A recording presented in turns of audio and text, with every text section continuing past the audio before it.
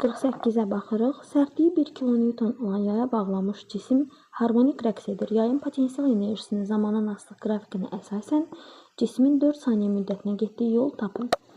Əvvəlcə onu qeyd edim ki, 4 saniyə bir perioddur. Bir periyoda deyil, getdiyi yolu tapın. Düsturu yazaq. Y tam bərabərdir. Kxm kvadratı bölünsün 2.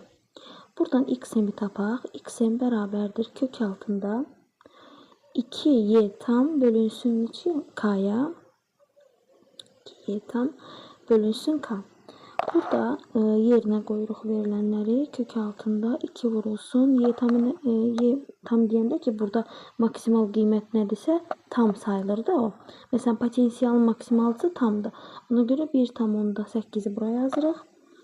Bölünsün eləyəcək 1000. 1 kilonewtondur sərtliyi çünki. Kilonewton bölü metr. 1000. Aha. Buradan kök altında olacaq 36. Olsun üstü -4. Buradan da çıxacaq 6 santimetr.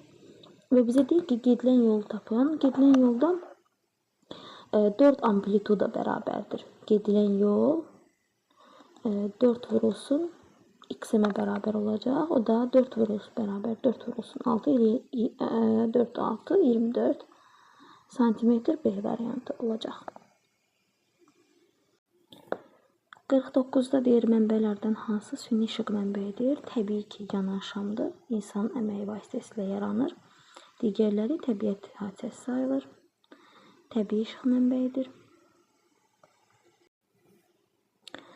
50'yə baxırıq. Sıxlıqları eyni və həcmləri V1 bərabərdir V, V2 bərabərdir 3V olan cisimlər maye səthində üzür. Onlara təsir edən Arximed qüvvələri arasında hansı münasibət doğrudur? Əvvəla onu deyim ki, cisimlər maye səthində üzürsə, onlara təsir edən Arximed ağırlıq qüvvəsinə bərabərdir. Yəni, F Arximed bərabər olacaq F ağırlığa. F Arximed bərabərdir F ağırlığı da mg'dir də təbii ki. Burada kütləni əvvəlcə yazaq. Bu mg'yə bərabərdir.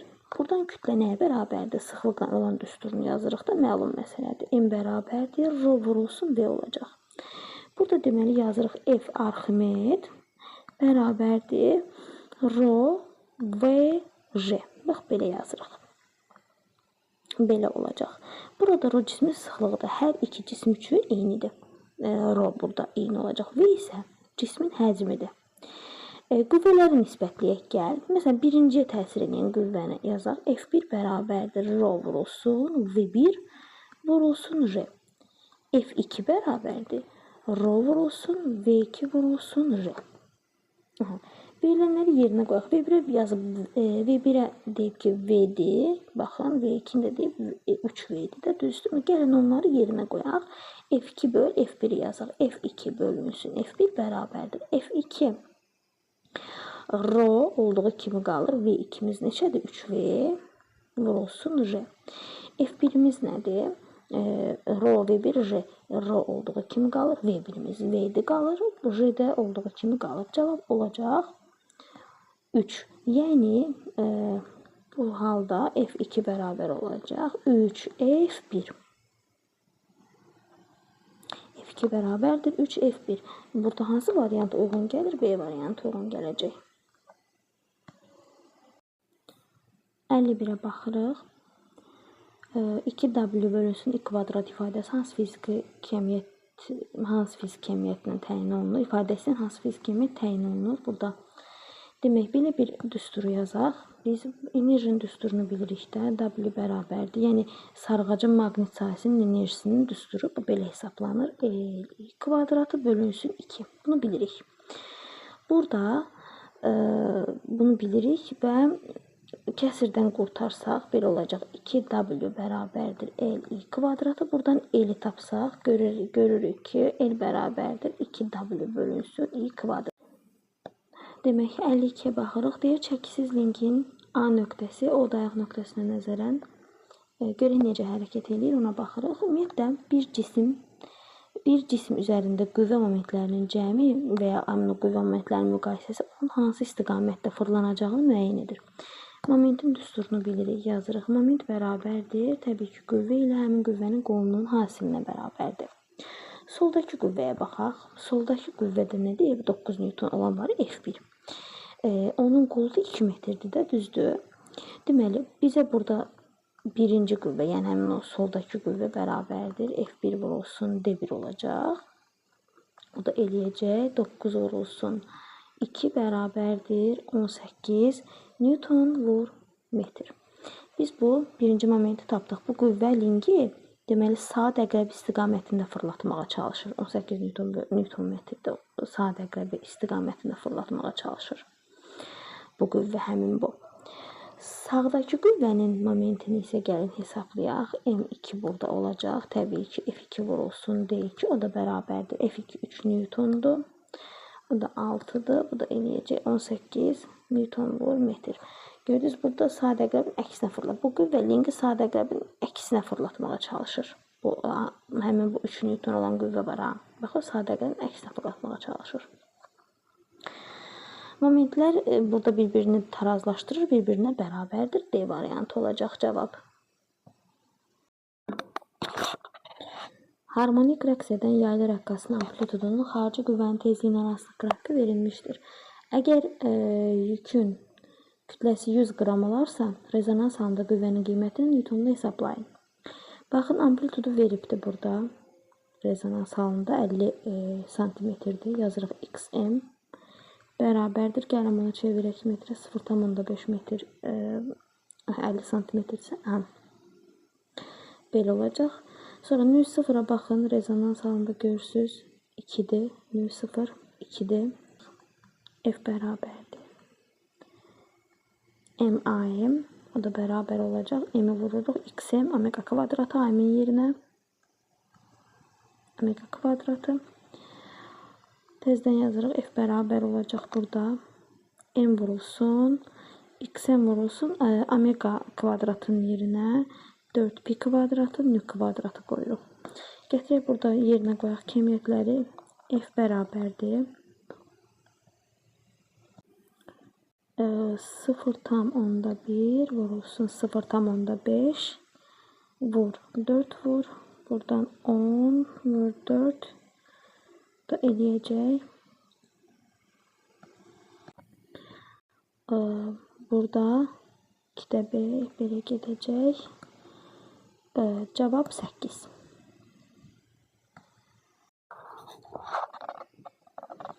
Hansı ifadələr doğrudur? Beta mənfi parçalanma zamanı nə baş verir? Burada nukleonların sayı dəyişmir. Bir də 3 protonların sayı bir vahid artır. Necə olur o? Elə ki, gəlin bu çevrilməni yazaq. 1, 0, Newton belə parçalanacaq. 1, 1 proton üstə gəlinsin. 0 belə. Bu formada olacaq. Ona görə də nukleonların sayı dəyişmir, protonların sayı bir vahid artır yazırıq. Baxın, necə oldu? Nukleon sayı dəyişmədi, proton sayı da bir vahid artdı. Çevrilmədə gördüyünüz kimi 1 və 3 doğru cavabdır. Rəqs konturundakı maqnit sahəsinin enerjisinin elektrik sahəsinin enerjisindən asılı qrafiki verilmişdir. Deyir ki, A nöqtəsinə uyğun anda sarğacdakı cərəyan şiddətinin ani qiyməti yarısı bu tərəfə keçib. Sual ani qiyməti onun maksimal qiymətindən 2 dəfə az olarsa, bu vəziyyətdə elektrik sahəsinin enerjisini hesablayın. Deyir ki, maksimal qiymətindən 2 dəfə az olarsa, adi haldakı cərəyan şiddəti A nöqtəsinə uyğun anda sarğacdakı cərəyan şiddətinin ani qiyməti onun maksimal qiymətindən 2 dəfə az olarsa, yəni I bərabərdir maksimal qiymətindən 2 dəfə az. Bax, belə olarsa, deyir ki, elektrik sahəsinin enerjisini hesablayın. Bu vəziyyətdə, həmin bu vəziyyətə uyğun elektrik sahəsinin enerjisini hesablayın. V tam, W tam qrafikdə verilib 100'dür. Yazırıq 100. 2 dəqiqə bunu balacalaşdırım, görün qrafikdə. Baxın, oradakini buraya yenidən yazın. I bərabərdir. İ'nin bölünsün 2 maksimal qiymətindən 2 dəfə azdır. Və B tam da 100'dür. Qrafikdə görürsünüz. Burada 100-dür. Demək, bu V tamı biz elə bil ki, söhbət maqnitizasiya enerjisindən gedir də. Bunu belə yaza bilərik. V tam bərabərdir I kvadratı bölünsün 2. O da bərabərdir I kvadratının yerinə İ'nin kvadratı böl 4 olacaq. Yazaq L vurulsun İ'nin kvadratı bölünsün 4. 2 də aşağıda var idi da. Olacaq İ'nin kvadratı bölünsün 8. Demək, burada bu maqnitizasiyanın enerjisidir. Bax bu. Bizdən nəyi soruşur? Elektrik sahəsinin enerjisini soruşur. Elektrik sahəsinin enerjisi nəyə bərabərdir? Tam enerjidən nəyə çıxırıq? Maqnitizasiyanın enerjisini çıxırıq. Tam enerji 100-dür. Gəlin bunu belə yazaq. Tam enerjini 100 olaraq qəbul edirik.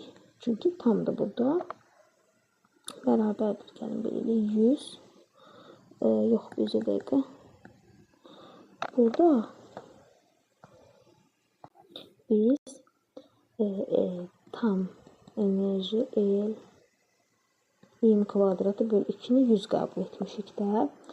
Ona görə də əgər bunu 100 qəbul etmişiksə, İ'nin kvadratı böl 8 eləyəcək 100 bölünsün 4. Bu da bizə 25'i verir.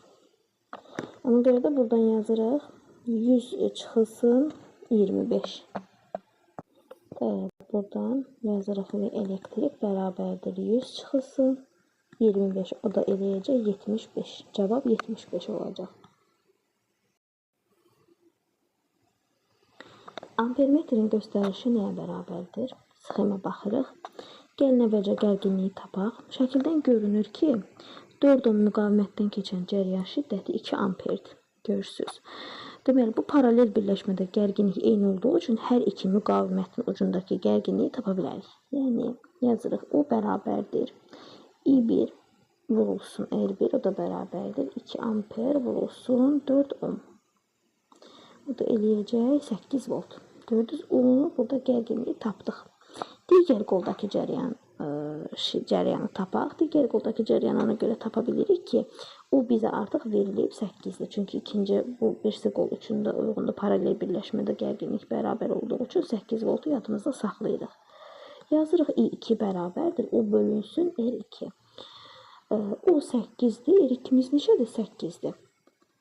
Burada olacaq 1 amper. Deməli, burada ampermetrin göstərişini tapırıq. Ümumi dedik ki, bu xəttdən 2 amper keçir, düzdür? Buradan 2 amper keçir. Buradakı da tapdıq da, düzdürmü? Bu da 1 amper. Demək ki, burada ümumi ampermetrin göstərişi 2 üstə gəlinsin və bərabərdir 3 amper edəcək. 57'ye baxaraq uyğunluğu müəyyən edin. Elastiki deformasiya zamanı verilmiş çubuğu deformasiya etdirən qüvvəni 2 dəfə artırdıqda çubuğun enkəsinin sayısı sabitdir. Artırdıqda nə olur? Çubuğun enkəsinin sayısı da sabitdir. Burada verilmiş çubuq deyirsə, mütləq yazırıq K konstant. Burada sərtlik necə dəyişəcək? Dəyişməyəcək. 1'ə Y gedir. Daha sonra 2 də mexaniki gərginlikdən gedir söhbət. Mexaniki gərginliyin düsturunu yaxşı yazma. Aha. Mexaniki gərginliyin düsturu F bölünsün S-dir. Burada əgər deformasiya etdirilən qüvvə 2 dəfə artarsa, bunun özü də 2 dəfə artacaq. A olacaq. 1Y, 2A. 3'ə baxırıq, potensial enerjidən gedir söhbət. Potensial enerjinin düsturu necədir? Potensial enerji bərabərdir F kvadratı bölünsün 2K.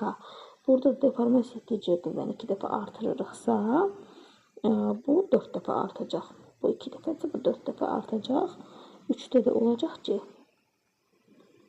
Buradan aydın yazın. 1Y, 2A, 3C. Aha, bax belədir. Cavab.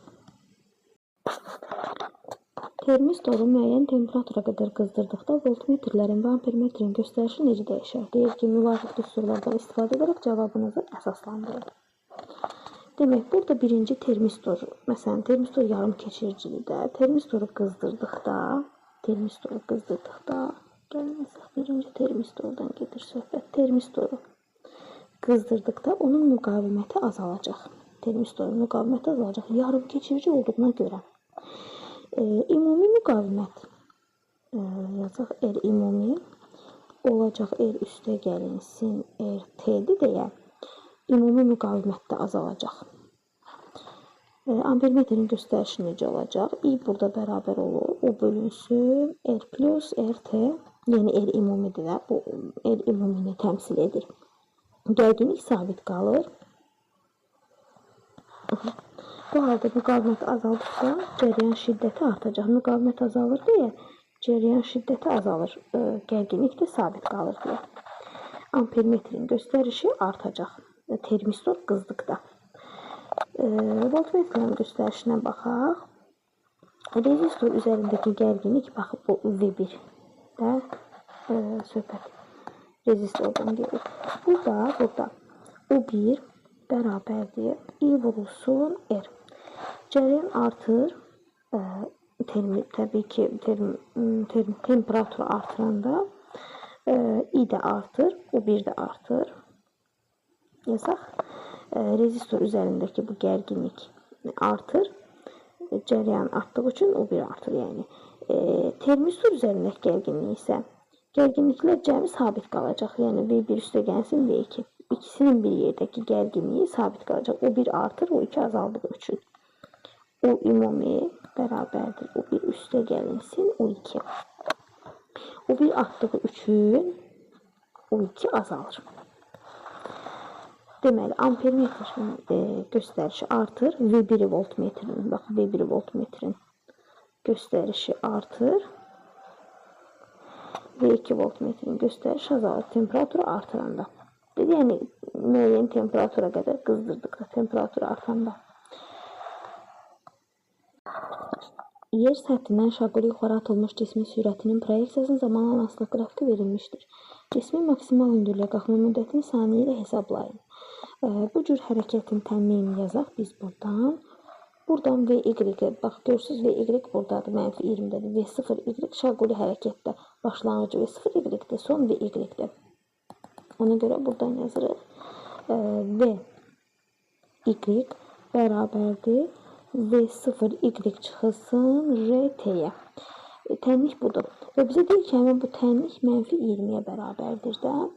Ona görə yazırıq. V0Y bərabərdir. Mənfi 20 üstə gəlinsin 60. Burada da bu bərabər olacaq. 40-a təbii ki, 40 metr böl saniyəyə.